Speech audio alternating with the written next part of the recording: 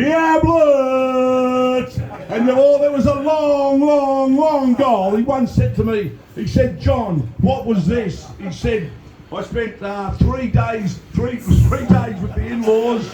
It rained. He said, what was that, John? I don't know, Rex. He said it was a long weekend. But he was a broadcaster. He was a footballer. And he's a world-famous fisherman. And here he is to tell you, Mr. Rex Hunt. Yeah. Woo-hoo!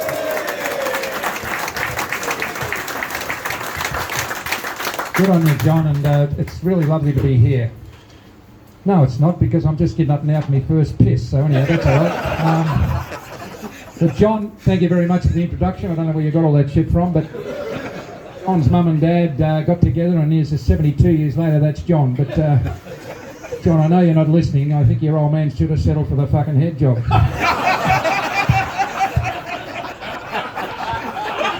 Anyhow, what I'm going to do is just explain to you why I'm here. I certainly don't need to be here for any financial reason, but other reasons that there was a speaker coming here who showed his true colours to me, and the true colours of anybody, and you people, your culture, you know it, not like the bloody shit culture we've got here in this country. The soft cocks taking bloody money that they don't earn and sitting down and having fucking piss and fucking blokes and all that sort of shit. But what I'm on to, I speak what all you blokes are thinking, what's happened to our country, and we've got to get it back. And what I do is I'm here tonight because my friend rang me and said, unfortunately the speaker has had something come up and he wants you to stand in for me. Well, I'm probably just a 19th man for the man you're going to have.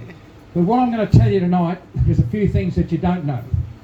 I've come in here tonight and there's a few people recognise me and all this sort of stuff. But what they don't know is how bloody much I deserve my success. And when I say about my success, I'm not talking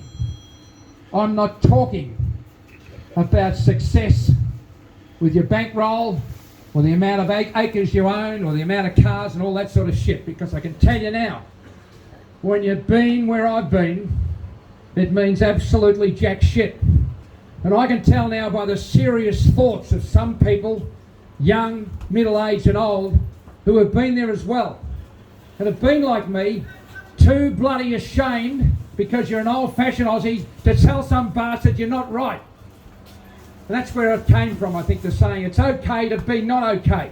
Because what I talk about mental illness is that for 68 years of my life, I was just over the top, enjoying everything.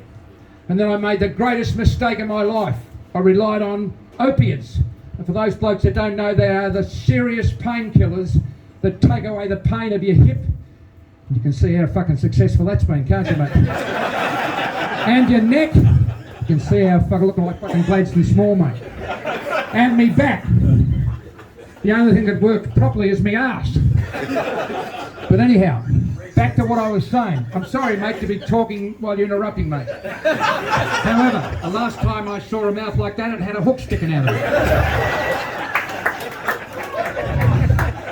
You know, when you're in your 74th year, the greatest gift that I've got, not only to my family and my grandchildren, the greatest gift I've got to myself is that I've taken so much of my precious life, so much of breathing space, worrying what other bastards thought about me.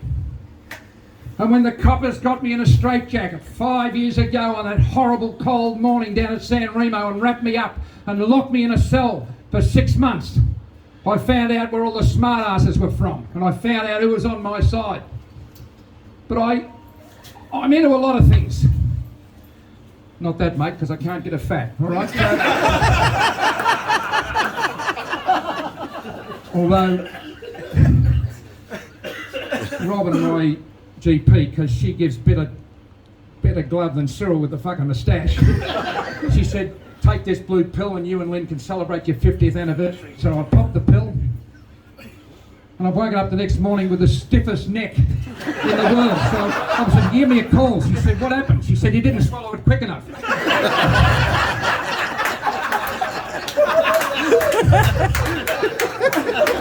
So you know what? You know what the greatest thing that's happened to me in life is that I could have stayed in my home looking after my wife, who's not 100%. and just said, no, I'm not available. But you've got no idea the great joy I get from your laughing. Because there's not a lot of laughter getting on. But for Christ's sake, if we've survived the last 2 years in this country, they can't throw anything at us. My old man, he sat down regularly, particularly on Anzac morning after we went down to the Parkdale Shrine of Remembrance. And we paid homage to the blokes that had fallen beside him in Bougainville. It's about the spirit of Australia. And you people, your people, and the Greeks, and a few others have come here and made this country what it is. I used to have a late night radio program. Don't clap, mate, I'll throw you a fish. Let's have a late night radio program that had more listeners than George Pell's privately tapped mobile phone. Where'd that come from, John? And you know what? They gave me the arse because I offended somebody. You know what? I've made a lot of money out of offending people, so if I haven't offended you tonight, mate, just be patient, I will get to you. And while you're there, mate, I think I'm in love, mate.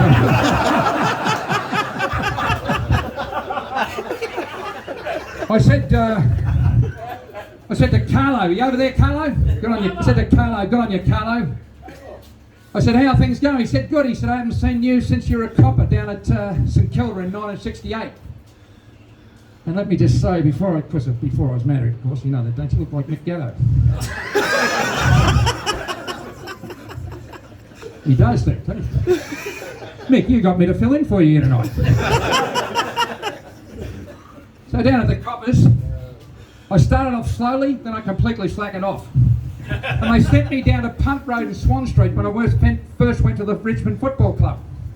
And they gave me one of the high-techs, this is before computers and all this sort of shit.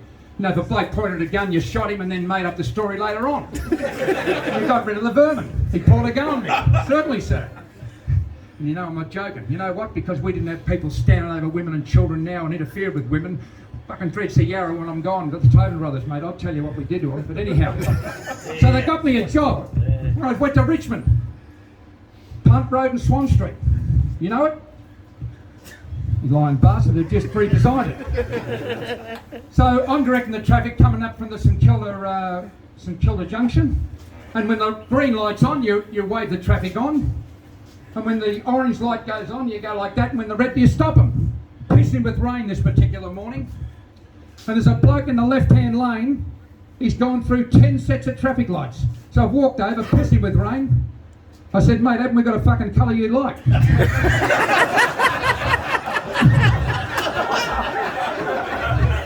said, well, that's not very fair, Oscar. I said, well, you're a silly boy. He said, I might be, sir, but I'm not getting fucking wet. So I said, you got your indicator on, you're turning left, where you going? He said, I'm going up near the Shrine of Remembrance. He said, have a look in the back. So it's that one of those shagging wagons, you know, with the bloody blow-up dolls in the back. And the last time I had a blow-up doll, mate, I gave it a love bite and farted and flew out the car window. I took it back to 60 land. I said, this fucking thing went down on me. And the bloke said, I should have charged you twice as much.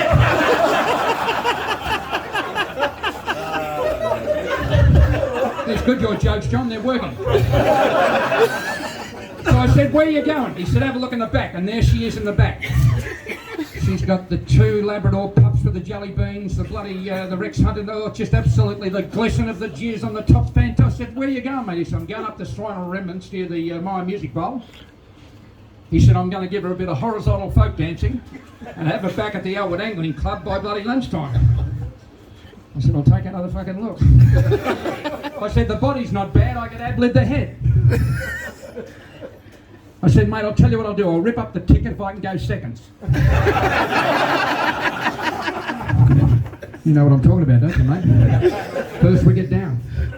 He said, what? I said, I'll rip up the ticket if I can go seconds. He said, well, I'm very nervous, I suppose. I said, why?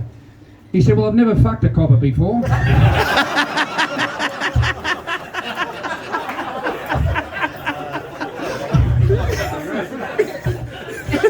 So, it's very hard to talk about what a few blokes are going through and what a few blokes are scared to talk about.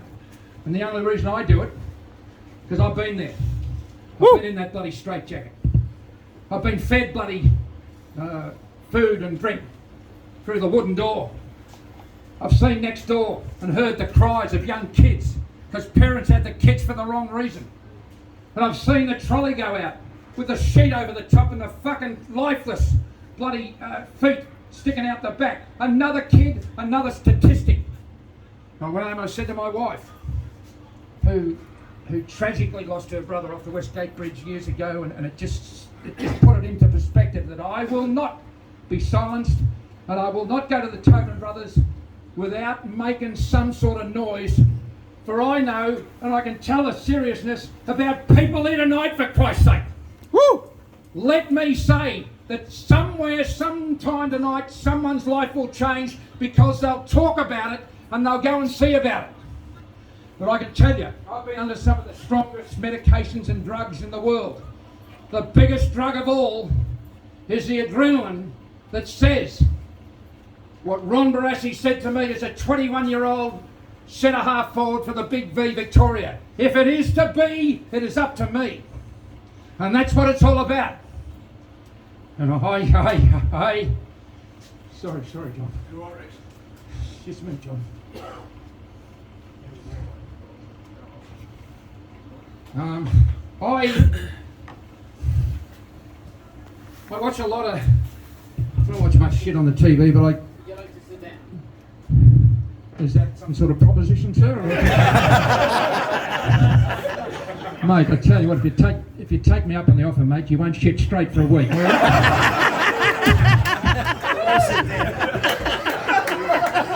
So if it is to be, it is up to me. And I just Google in. You Google in much there, mate? Yeah. Do you use the dry tissues or the wet tissues to get the spray? You know what I love about it? You get the best route in the world, and next morning they don't want to know you when they walk down the main street. It's fantastic, all right? So, I'll just get to me notes. I came across Sylvester Stallone, who's made millions upon millions of dollars from the Rocky segments, through the Invincibles, all that sort of stuff. And in Rocky 4, there's a beautiful piece, and I want you to get your grandchildren or your children to get it. It's when Rocky Balboa's talking to his smart-ass son. Because Rocky wants to come back and prove the naysayers and the doubters wrong. And you can speak like I do, and with forked tongue and big mouth and that sort of thing, but there's one thing I get pleasure of, is silencing the critics by doing, by not saying. And Rocky is confronted by his son because Rocky wants to fight the world champion, and he's at about $15 in the on the new scale. And he said, "Dad, I'm begging you, don't go through with that. It's not going to be good for you, and it's not going to be good for me. Because my name's Balboa, and I'm not going to venture any way forward by being associated with someone who's going to make a fool of themselves." And some of you might have seen it. If you haven't, get your grandchildren to show you. And he picks up his hand like that. He said, "I used to hold you in the palm of my hand. I said to your mother, you're going to be a good kid," and you turned out to be a good kid. But somewhere along the line, you lost your way. You listen to other people. Life is not about how hard you get hit. Life is about getting hit, getting up, and moving forward. That's how winning is done. And you know what? Here I am in the shadows of my 74th birthday, on my own. My wife's upstairs, she's resting comfortably, and I've got tears streaming down my forehead.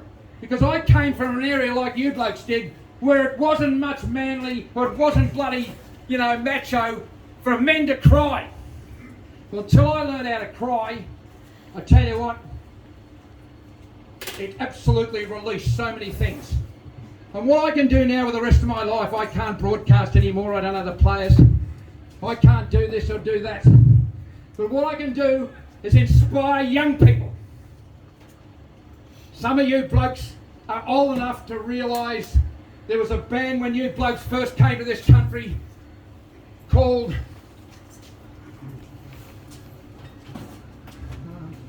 Johnny Farnham's manager. Wheatley. Wheatley. What was his band, sir? No, that was little. Masters Apprentices. And their greatest hit was, it's because I love you, but you do fuck all for me, mate.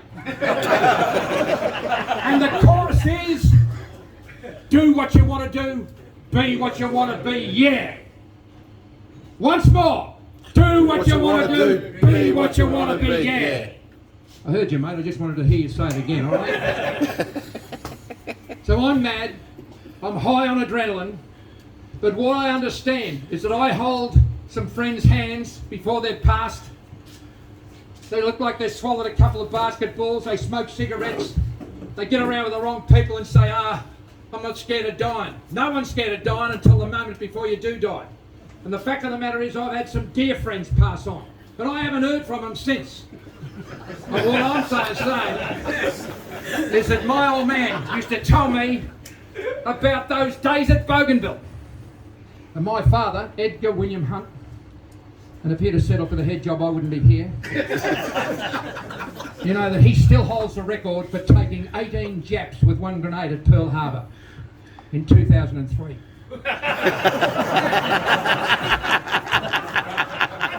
Sorry, mate. My father holds the record for taking 18 Japs with one grenade at Pearl Harbor, blowing their fucking balls out in 2003. 2003. Anyhow, you know what? You've got to, did you mate? We're in 7-second delay, are we? I don't have any notes. I can speak for as long as you want me to. But I'm just honoured to be helping a friend out because, you know, at short notice he couldn't be here. But I got a vibe about this tonight. I got a vibe that I reckon something worth standing up for is worth fighting for to the death, like my old man. You know what I mean? He explained to me in Bougainville when his two mates had worn the brunt of a big front that came through with the nips, and he was throwing grenades in different directions to make sure that the nips thought, you know, there was more Aussies left. And my old man was a hero, and he was nothing. He was a plumber. He might have been like me. He might have paid for an odd head job, but you know, that's all right. But at least, mate, you don't lose your fucking house, Philip.